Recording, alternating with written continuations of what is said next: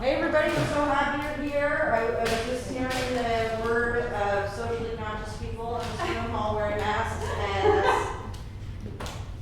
and you're here, you're in a brick and mortar bookstore supporting flesh and blood authors. So thank you so much for being here. We can't have events like this in a warehouse in Jefferson Town. So I guess we could, but I don't think they'd like it very much. I like it a lot. I'm so happy to have everybody here. It really gives me so much pleasure to host you, and I hope you have a wonderful time. We have these two fantastic Louisvillian writers who are both in the Mystery and Suspense, Best American Mystery and Suspense of 2022 for this year. So represent Derby City.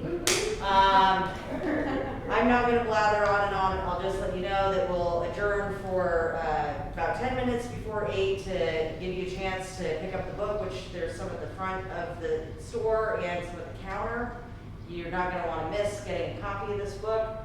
And then we have some time to hang out here afterwards. So relax and socialize, but at 8 o'clock we will close the bookstore. So without further ado, I would like to warmly welcome these two fantastic authors, James Hanna, Megan Pillow. Thank you so much for being here.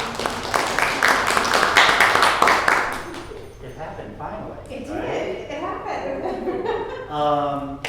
Okay, so by way of introduction, because I feel like a lot of people know who Meg is. Yeah. It's true. And probably less so me, which is totally fine. My name is James Hanna. I'm a writer here in Louisville. I write a PI series, the Henry Malone series. It's set in southern West Virginia. It's Rockford Files meets Justified. I wrote, the story that I have in here is called No Man's Land. It's from a collection called Only the Good Die Young, crime stories inspired by the songs of Billy Joel, which is not necessarily things that you think would go together. I'm gonna own that. So that's my introduction. Hi, I am Meg Pillow. I know most people here know me. I know there's at least one gentleman back who doesn't. I have lived in Louisville kind of off and on throughout my life. I was here, I grew up here, did middle and high school here, and then left for a number of years, came back, and I've been here since 2013, so I still don't consider myself quite a native, but somebody who's been here for a long time. I earned my MFA at Iowa and got my Ph.D., graduated right into the middle of the pandemic in 2020. One of the things that kind of got me through that PhD process was working on creative work, because that program was a strictly scholarly program. And this was actually one of the stories that I wrote kind of near the end of my dissertation process. And it's called Long Live the Girl Detective. It is a piece that is very loosely based on Nancy Drew, and I will talk a little bit probably after our reading more about the development of that story, but it's a piece very dear to my heart, and I was very surprised and very honored that it made an appearance in this year's anthology. I'll let you start. Are you sure? Certainly. Okay. I don't know if these, she was suggesting that we might want to stand and read, but I think I'm okay to sit if everybody can hear. I just may move this just a hair. Can you all hear me? Yeah. Okay. Is that good? Yes. All right. Forgive me. My aging eyes need glasses in order to read from this very, very small font. Okay, so what I'm going to do is, for my reading, I'm going to read a section from the middle of the story, rather than starting at the beginning. Just for context, at the very beginning of the story, the girl detective finds out that she's dead. She reads about her death on Twitter, and is trying to kind of stumble around and figure out what she's going to do about that new and very unusual fact in her life.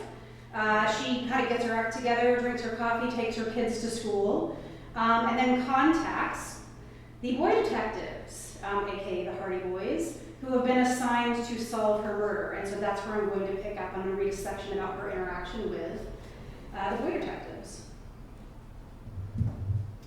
The girl detective gives the boy detectives a little wriggling. I know you've got my body, she says, but I'm not dead yet. Half an hour later, they show up on her doorstep. She opens her screen door to them, pushes her hair out of her face, leaving a small comma of flour on her translucent cheek. They are, to be honest, a little starry-eyed.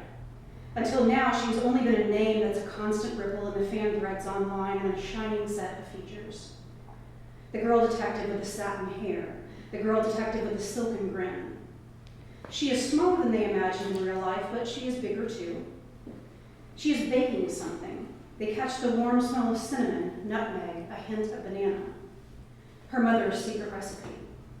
In the background, the low hum of a voice on the television. She welcomes them inside. Boy detective number 1 isn't surprised that the girl detective is in front of him, a bit pale but still intact. Somehow that seems like a thing she's capable of. But she looks so much like his mother, like the woman across the hall with the abusive husband, like the lady they found dead in the alley last week. Funny how they all look alike, he thinks as he takes a seat. In the background, someone is murmuring that the girl detective has been murdered. We're so sorry this happened to you, says boy detective number 2, and he takes her hand in his.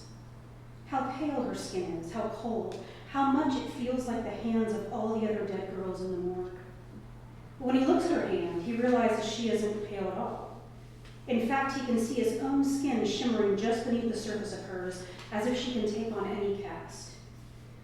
He thinks of all the pictures of her projected on the sides of buildings, all the sketches and the stickers, all the wholesome pinup posters they've made. Our heroine, the gumshoe white girl, blonde-haired, eyes as blue as the car she drives. And how his mind filled in that likeness as if it was for real, the same way he always fills in the ends of his wife's sentences. The coldness of her hand had sunk beneath his skin, slid along an icy thread into the pit of his stomach. He takes his hand away. He shivers. Funny how on top of it all, she's also a master of disguise. Funny how she could look like anyone. In the background, a voice incredulous.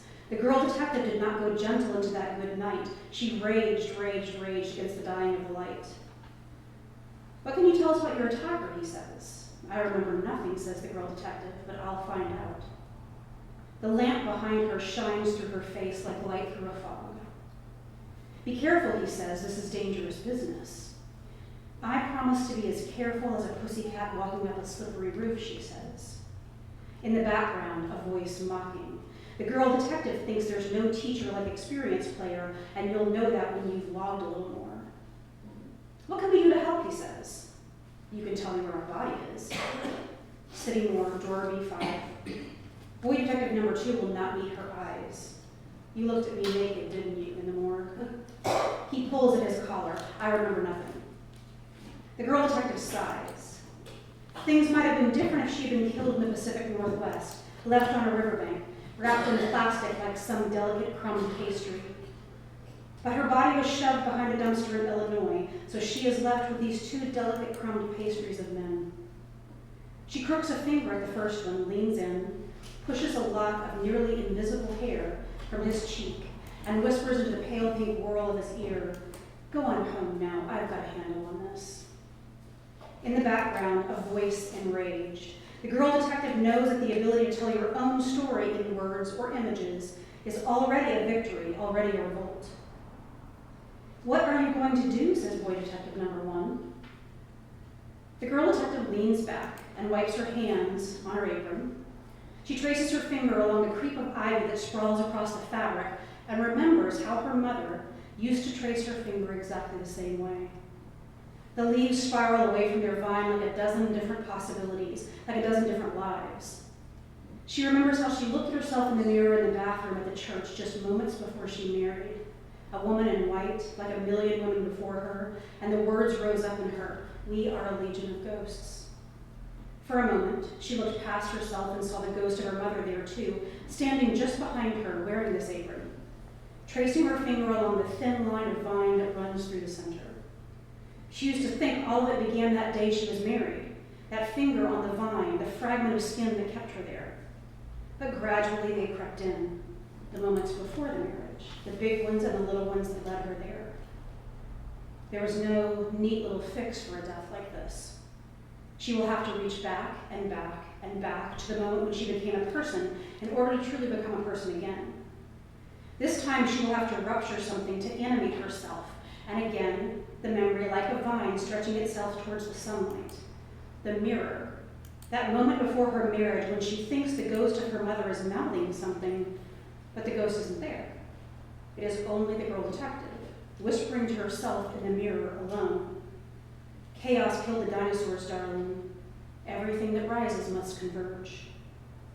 The girl detective smiles a smile that says something if you're the kind of person who can read it. I'm going back to the beginning of the story. And I'll stop there. Thank you.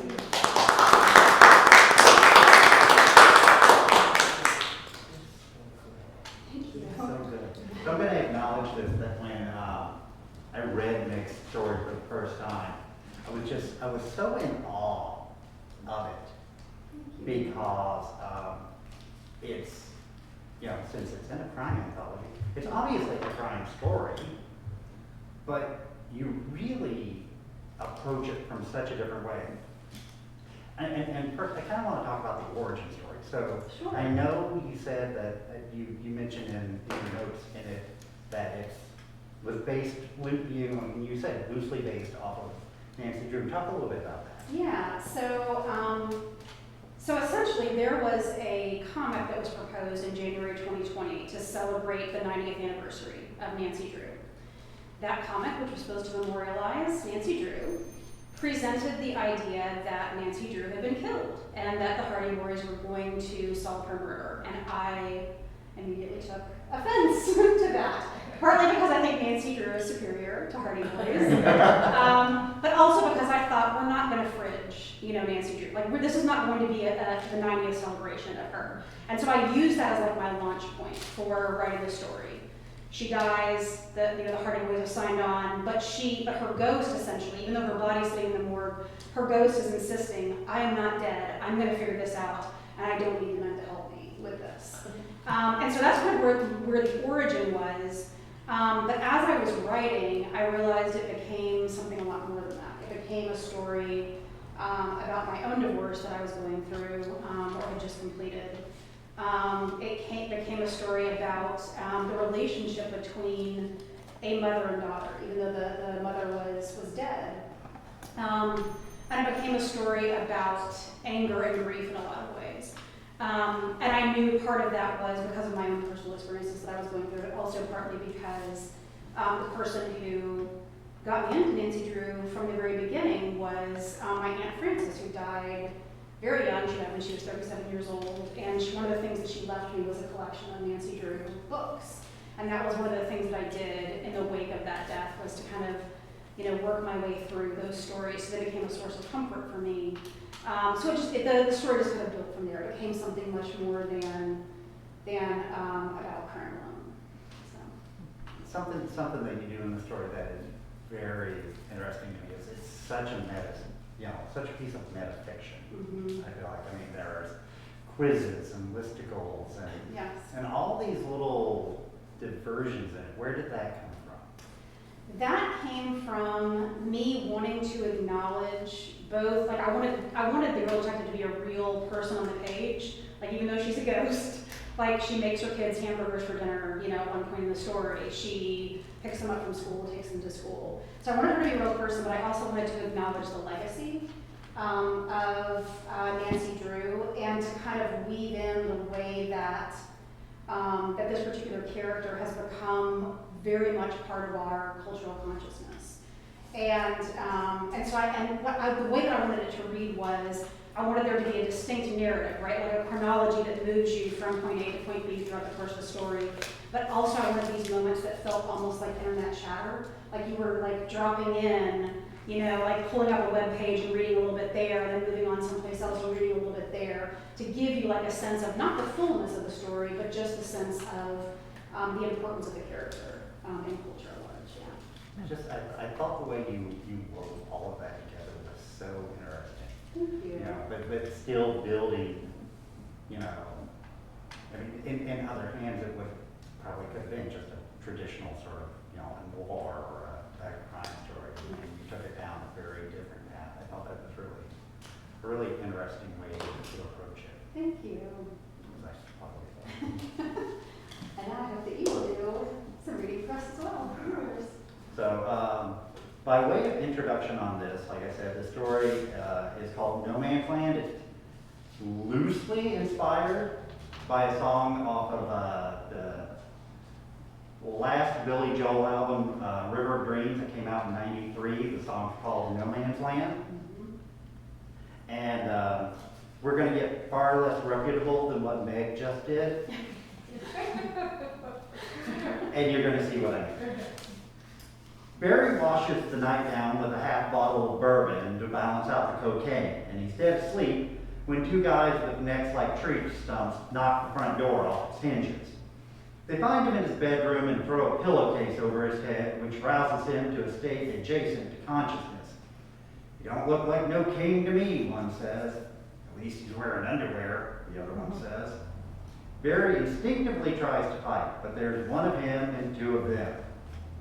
They meet his efforts with a blow to the base of his skull, and he's pulled under to a warm and comforting darkness. Barry wakes with his face flushed to plush, cream-colored carpeting. A second later, he's kicked in the gut so hard his stomach grinds against his spine. Again, a man's voice. "Get his balls." The kicker obliges. Waves of white-hot pain wash over him, and he empties the contents of his stomach, bourbon, medium rare steak, baked potato, onto the carpet. "Jesus Christ, Vinny, do you know what I paid a square foot for that?" A woman's voice now. Through nausea and the bite of acid at the back of his throat, Barry IDs it as Nora Anderson. He notes her concern for the carpet and not his family jewels. Shadows shift and shapes sharpen with a few blinks. Nora, enveloped in a pink robe, orbits a thick-chested guy in a blue suit who pours a drink from a well-stocked bar. Barry guesses this is Nora Anderson's living room. High-dollar, Long Island style, fake Grecian statuettes, paintings by artists whose names she can't pronounce, overpriced furniture arranged around a glass coffee table. A girl sobs in a chair. Honey-colored locks hide her face as she whines like kittens in a sack dangled over a river. Alicia Anderson, Nora's 16-year-old daughter. Barry hears a groaning behind him, twists around to see Scott Hauerback, an agent at Barry's office, a rising star in Long Island real estate. Except Hauerback's once impeccable features are now most definitely peccable. His face resembles mashed potatoes, if mashed potatoes could bleed, and he's buck-ass naked. Barry self-consciously tugs at his own white briefs, making sure everything's covered and tucked away. The man in the blue suit sips his bourbon and pulls a chair around to face Barry and Hauerback. The man's about Barry's age, the suit's expensive, and the shine on his black Gucci loafers is bright enough to shade by. He unbuttons his jacket and melts into the back of the chair. "So you're the real estate king of Long Island," he says. You see Barry Willard's face coming out of the ground like dandelions on for sale signs all across the island. Almost as many of them as there are Clinton Gore placards. Ubiquitous at bus stops all the way out to Riverhead. His slogan is, "Let me get you home." His game show host visage is comfortable, yet distant. The photo was taken after he got his teeth capped, before his hair thinned and he had to color the gray. Named Long Island's real estate king 6 years straight, the yard signs announce. Thing is, those 6 years were a long time ago. The man rattles the ice cubes in his now empty glass. Another man takes the glass, refills it, returns it. Nora paces, pausing every few seconds to look at the man Barry guesses must be Vinny. The look on her face is the exasperation of a wife at her husband. Barry says, "You the ex?" "I'm the husband," Vinny says. Another Nora pause. "We're getting a fucking divorce, Vinny." I'm not talking about that, he says, not looking at her. Right now, I'm talking to Mr. Real Estate King here. His name's Barry, Nora says. You're not helping, Barry thinks. Hauerback moans, and that draws a shattering wail from Alicia. Barry grits his teeth at the sound. A mistake, because he feels something shatter in his mouth. He spits an actual shard of enamel onto the carpet, not a porcelain cap. God damn it. Let him go, Vinny, Nora says. They didn't do nothing. Vinny shakes his head. I know exactly what these assholes did. Vinny's nostrils flare, and Barry imagines steam blowing out like the bull in a Bugs Bunny cartoon. He sips his drink, disgust settling into his face. I can't act like it's nothing. They call Barry the real estate king of Long Island, but what's it been since its last decent close? 6 months? 8? Long enough, he's getting looks from the other agents. Not sympathy, because that doesn't exist at Hoover Realty. More like when dogs realize a weakness in the pack. Incisors bared, ready for the smell of blood. Except that Hoover Realty is the crawler noir, and any luck out there, old man? Mostly the razzing comes from Hauerback. 26 years old, features chiseled from stone, $100 haircut gelled into place. He's been the top seller for the past year. Just bought himself a Beamer, used but a late model. The ride of a man on the rise. Hauerback marks more and bigger sales on the board in the office. Every time he writes one up, he walks past Barry and says, "That's how you do it, old man."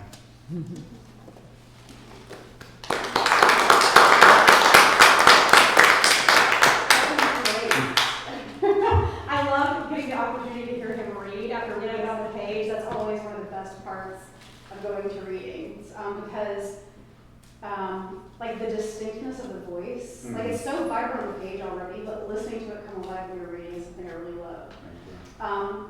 I remember reading the story and then reading your descriptor, and I was really curious, since this is based on Billy Joel's song, can you talk a little bit about your process of taking a song and then translating it into a story? Because that's not something that I've seen very often, and I'm fascinated by that. So this is a thing that's gotten more popular within crime fiction, are these themed anthologies. A lot of them around music. There's been ones about Springsteen, The Replacements, one that just came out based on songs from Paul Simon. And what happened was, I'm a particularly obnoxious Billy Joel fan, which makes me the least cool kid in the room, however. And Josh Factor, who was the editor for this particular anthology, for Only the Good Die Young, reached out to me after I had posted something because I have a hashtag that says, "All Hell the Bar in Long Island." And he's like, "Would you be interested in writing a story?" And I was like, "Sure." And, for this Billy Joel anthology. And I said, "Sure, I'd love to." And he said, "Pick a song." And so I went through every Billy Joel song I could think of, and I'm very influenced by titles, because all of my books all have, the titles all come from different songs that I love.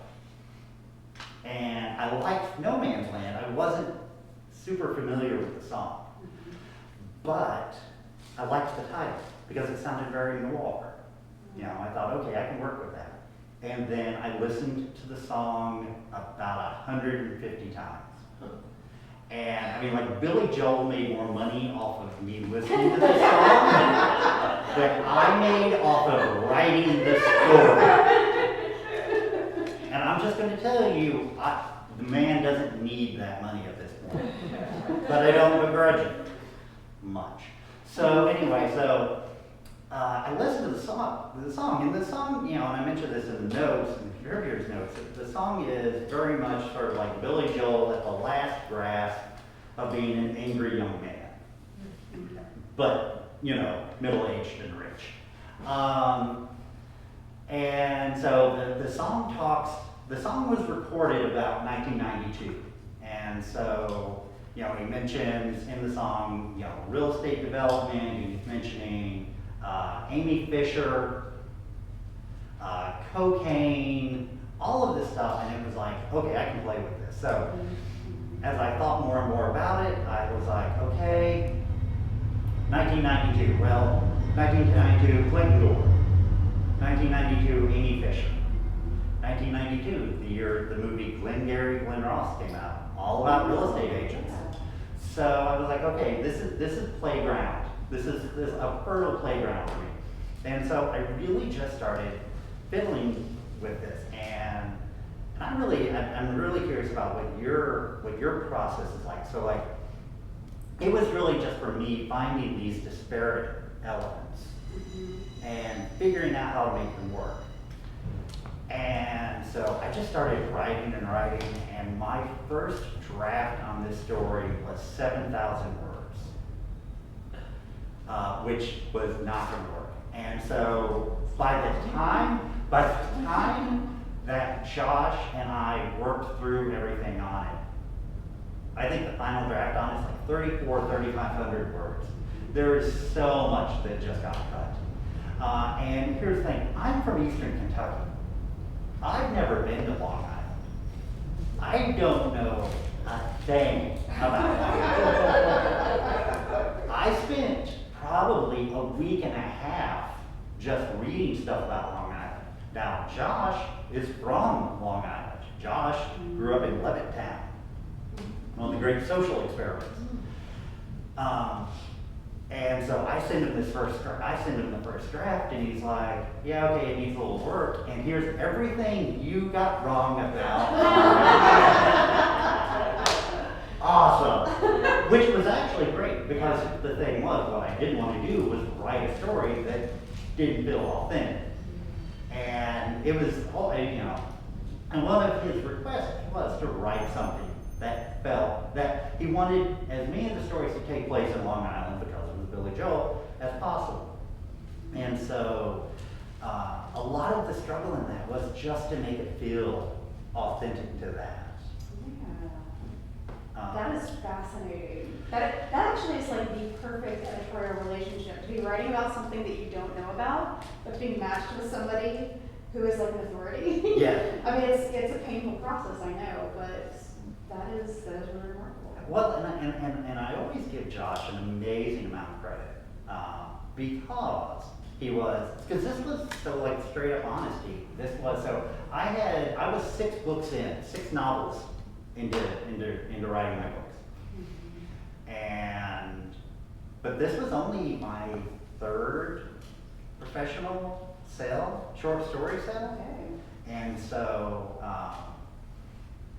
it was just, and I was thrilled. And Josh was like the perfect editor for that, because he was, Josh has been doing this stuff for like, I don't know, like 50 years or something like that.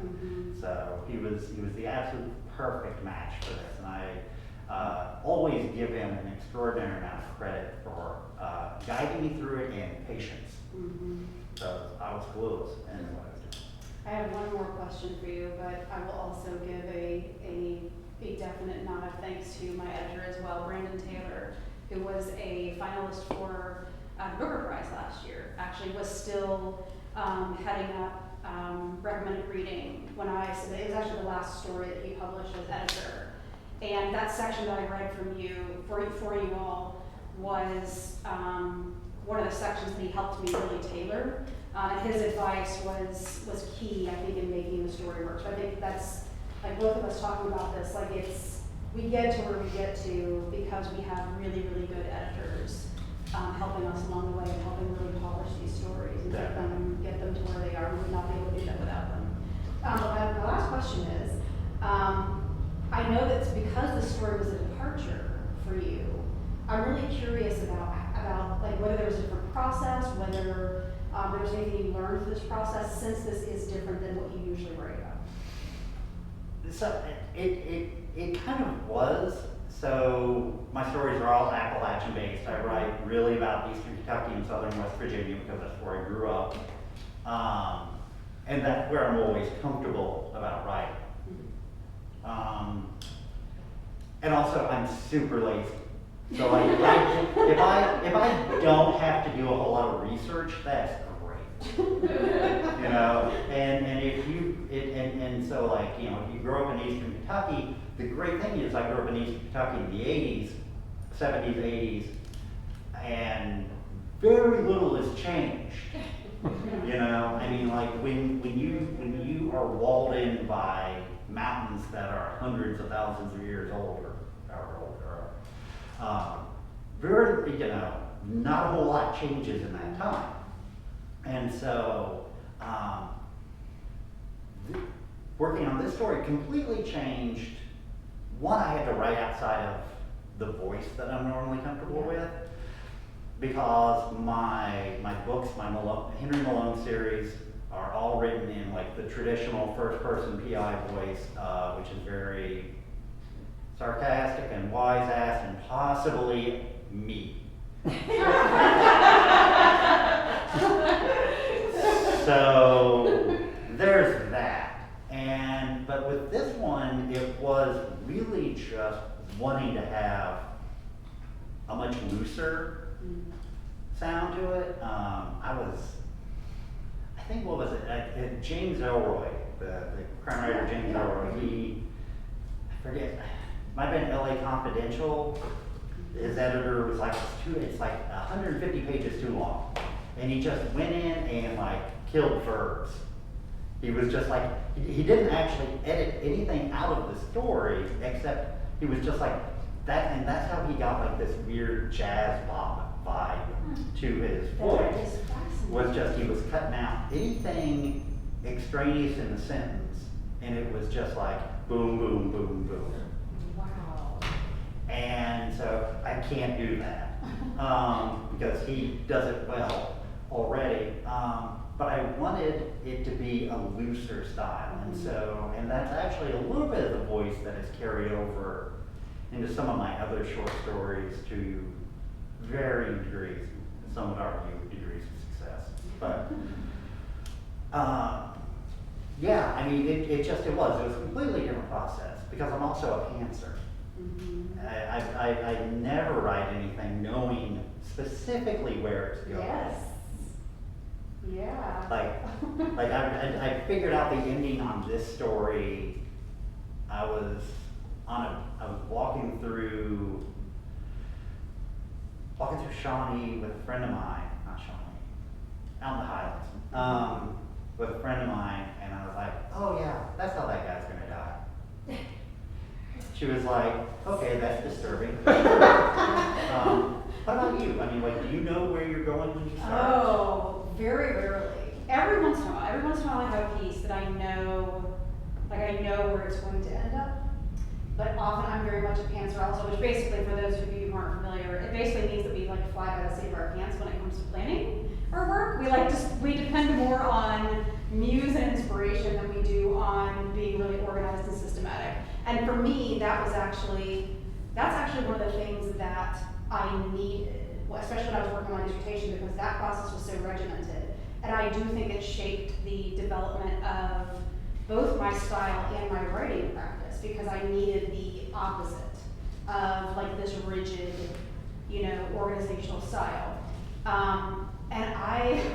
This is something that has irritated some people when I've told them, but I'm gonna tell you all anyway. The bulk of this story was written on my phone in the Notes app. And it was written at, like, when I was waiting to pick up the kids in traffic. It was written when I was out, like, running and got an idea, because I'm also a very kinetic thinker. So if I move, if I do something, then I often get ideas that come to me as part of that movement. Like, it triggers a lot of inspiration, a lot of creativity. So that is where, like, I would write segments. Sometimes, I always keep my phone by my bed at night, because I will often either think of something right as I'm falling asleep or wake up in the middle of the night and want to write something. And so that's how this story came together, was largely through like these little snippets. And I did the same thing. I at first I was like, how is this going to resolve? Like, what's going to happen? What is her resolution to her death going to be? And I remember doing one of those moments too, that I was like, oh, that's how it's going to end. That's how I'm going to bring this all together. And I think there's some people who are very rigid in their planning, and others who just are not, and need that kind of creative impulse to get things on the page. So I've joked, so my last 4 books, I put them all out in the course of 1 year. oh my gosh, Yeah, that's a lot. yeah, it was insane. But then I spent 2 years trying to write the next book in the series. Mm-hmm. Yeah, and then it took me 10 or 11 months to finally write it and send it to my publisher like last week. So it was a process, and I was pantsing the entire time. I threw away, I guesstimate probably like 250,000 words in various, and I decided I will pants a short story. I will never pants a novel again. No. But short stories were great because during that time when I wasn't able to finish it, book, like short story, I was able to be like, people would be like, are you interested in joining this anthology? Or, here's this open call. And I could be like, okay, yeah, I think I can come up with like 4,000 words for that. Now, are you a daily writer? I'm not a daily writer. I very much believe in like the practice of fertile periods and fallow periods. So there are times when I'm working, like right now I'm not producing a lot of like short work, but I'm working on 3 different book projects. And, but it took me a while to kind of get back into the swing of things with that. And I had a period of several months where, I journal write a lot, which I think of as like active thinking. Like it's still getting ideas down the page.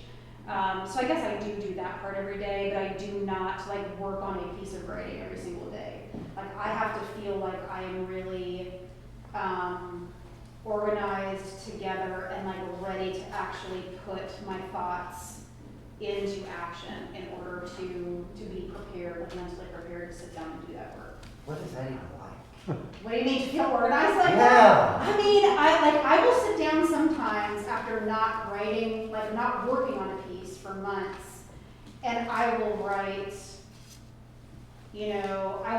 10,000 words in the space of a couple of days. Wow.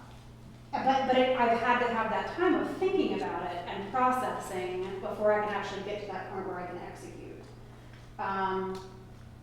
It doesn't always happen that way. Sometimes it's like pulling teeth to get the words out, but often that is kind of what drives me is that that practice of letting it come when it can. But I also tend to think of writing differently than some people. Like I think of the thinking as writing. I think of reading other people's work as writing. I think of exercising as writing, because all of that is helping to like move me forward creatively.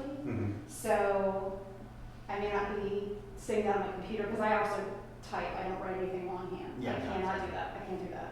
Some people do. I can't. I just can't do that. But I think of all of it as part of my creative process, even if it takes a while for that to pay off.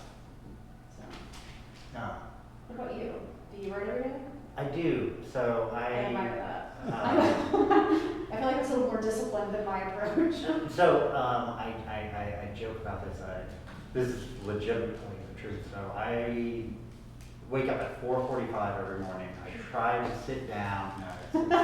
Everybody's like, no. And I try to sit down. I try and sit down at my computer at 5. I actually have people are like, oh, this involved. You're so disciplined to write every day and get up so early. And I'm like, no, I'm not, because I have an app on my phone that I have to get out of bed and I have to scan a barcode of this container on top of my refrigerator to turn the alarm off.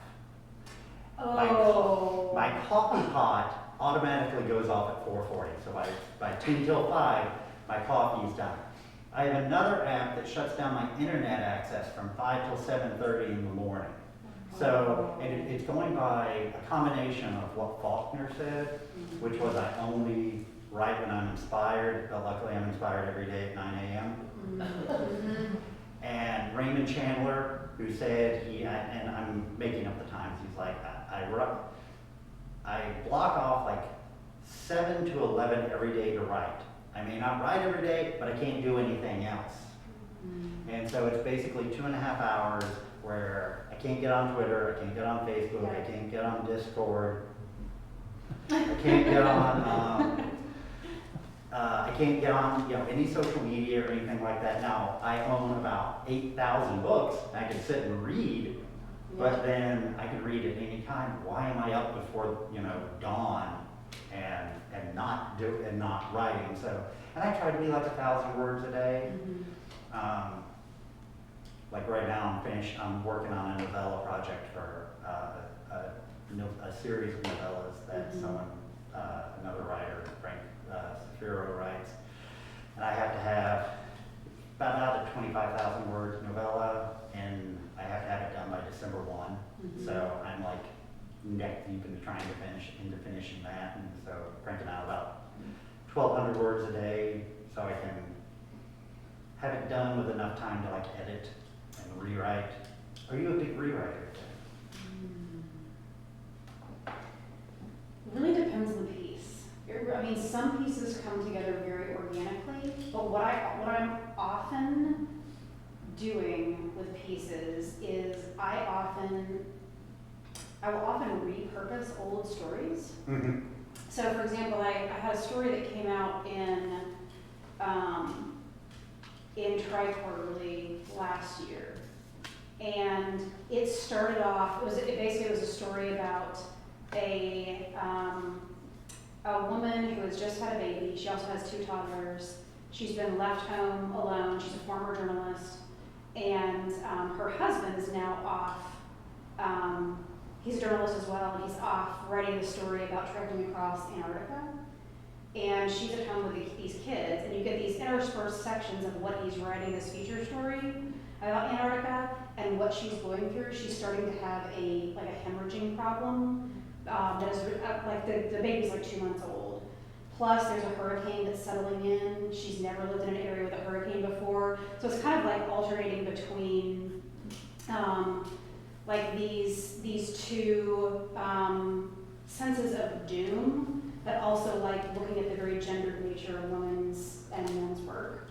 But that piece started as a completely different story. Like I had the origins of it, and I had written several thousand words and realized it wasn't working, and then like took out sections of it and repurposed them, and they became this other piece.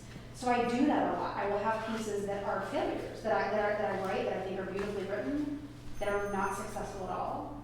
And eventually I will come back and borrow little pieces of them and use them as like the germ of the idea for something else. And I wanted to write a piece about Nancy Drew for a long time that had so many false starts, so many pieces that just didn't feel like what I wanted them to feel like. And it was getting angry about how somebody else was handling the story that was finally the emphasis. So I don't know if that qualifies as rewriting. I guess it does, but it also feels more like almost like stealing from myself. And these are all pieces that were unpublished, Right. But or like taking old stories for scraps, and then using them again. I think George Saunders talks about that. He does. He talks about like he will have little bits like characters that have been discarded from other work. And I freely acknowledge, because I guess when I say like I discarded 250,000 words, writing like 4 different versions of another Malone book, little bits and pieces of that eventually, of those various drafts found their way into what I sent to my publisher. Did you keep those words? Oh yeah, everything. I keep everything too. Everything hangs around. Yeah, I always have like an outtakes file for every single story that I write, what I done, but sometimes it's pages. Like sometimes it is dozens of pages of things that I've excised from a piece, and that sometimes is the stuff that I come back to for another piece of writing. But Do we want to throw that away? Do we want to take a couple questions from the audience before if people we have questions. adjourn? The Girl Detective is my favorite novel for short stories last year. Man, I just love it. It could almost be. I was just thinking of the other magazine, the science fiction and fantasy. It could almost fit into that. is a ghost story as well as a a mystery novel and a story. And it's supposed to be my favorite one. It's symbolic, how she's just a symbol of not just detective, but of a woman in her place, finding her place in the world and discovery. I love it. I thought it was great. I guess that wasn't really a question, was it? Less of a question, more of a comment. Was this the one that you had to revise a lot? Like I know you said you wrote it in snippets. Did it come together as all one piece, or did you have to go back and? I know you said you rewrote with your editor's suggestions. It took a while to figure out. It didn't take as much time to revise. It took a really long time to figure out where I was going to go with it, because I had all these ideas knocking around for it, and I knew. Like I said, I knew what the general chronology was going to be for the story. Like I knew, okay, I want her to start here. I want to end up with, she is resolving, that she's figuring out her murder. She's able to center herself back in her body, but I didn't know how I was going to get there. And it took once I was able to figure out, I want to have these little moments of chatter that I can pull in that will feel like. That will feel like you're jumping from page to page, or overhearing something on the radio or overhearing something on TV. Then somehow that gave me the focus for the story. It was almost like those sections were like little stones in the pond that I could pause at for a moment as a writer and then figure out where I was going to go next. And so the story actually came together, the first draft of it, which was very, with the exception of some sections of rewriting, it was basically the version that ended up getting published. The whole story came together in about a week. And then I had to go back, and I did tailor wording, I worked on metaphors, I did some reshaping and moving of sections around, but in terms of the integrity of the story as a whole. And that happens a lot for me. It will take me months to get to that point, but then when I get there, I sit down and I write, and it just, I do pants. I guess it's not really pantsing if I'm organizing it in my head. I will take notes, I may have little pieces here and there, but I remember obsessively sitting in the car every day that week, waiting for the kids and typing, and doing the same thing late at night, doing the same thing when I was. I stopped in the middle of the run at one point and worked on it. So yeah, I guess I do a lot of that planning in advance, but it does take me a while to get to the point where I actually sit down and do it. All right, I think we have time for maybe 2 more questions before the bookstore needs to close, but we do have some time to talk afterwards. So anyone have a question for Jane? I have a question for both of you, actually. So I'm a little curious about how this anthology comes together, the Best American Mystery and Suspense. I know that editors can nominate you or you can nominate yourself, so I'm just curious about how your stories ended up in this anthology, how you found out. We'll be super excited, probably, but Okay, so I'm going to tell this story very quickly. I was completely shocked. So, okay, let's go back. So, my partner had a 21-year-old pug beagle mix who we decided it was time because the dog was 21 years old. And so she struggled with that. That appointment comes up, happens. We have to still go through the rest of that evening. And so she has to run into the store. I'm sitting in the car. I get an email from Steph Cha, who's the editor of the series. And she's like, "Congratulations, Mr. Hanna, your story has been selected for, Best American Mystery and Suspense." And I lose my ever-loving mind. And I lose my ever-loving mind because I was like, and I'm hugely excited. I'm like, oh my God. And then I'm looking at it, and I'm like, this isn't my story. What? Because I had nominated, so I'm good. I had written 2 other stories that I had sent in. I had nominated myself for these things, because I'm being glorious. Yeah. You're smart. They were stories from 2 other anthologies, and I had not included this story in the nomination. And so I'm looking at it, and I'm just being like, and I'm like, oh, they got confused somehow, because I was in like another music themed anthology at the same time, and I was like, oh, this is wrong. They've nominated, someone else, this is someone else's story from this other anthology. I had to Google myself.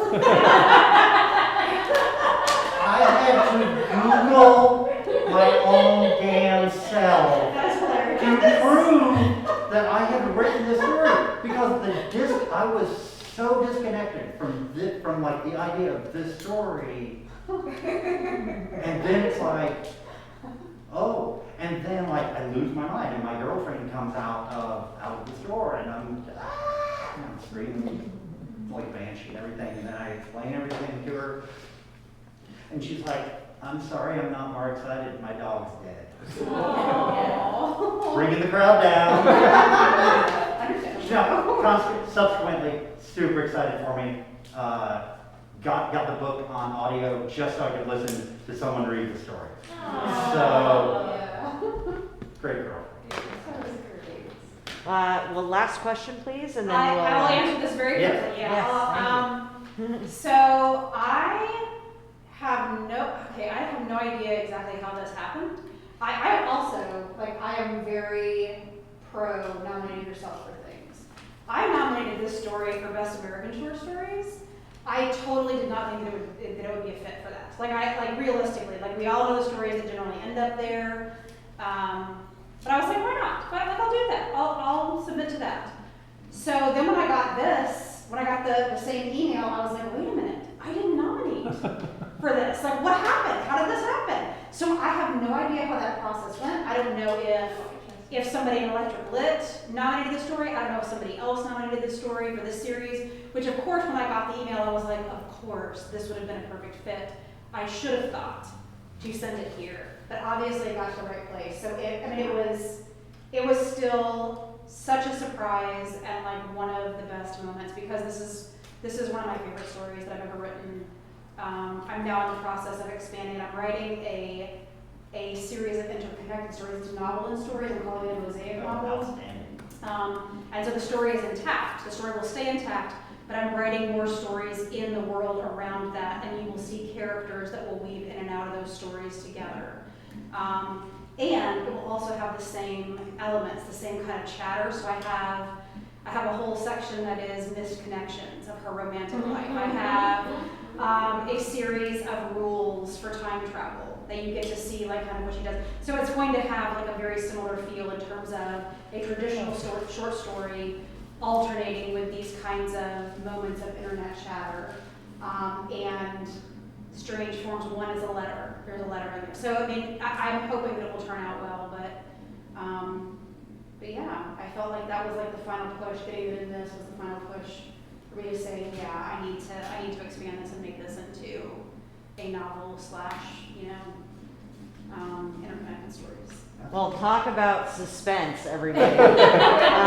We are so excited to hear what these authors will do next. And thank you so much for advocating for your work so you got into these anthologies and that we could enjoy this night together and this entire book.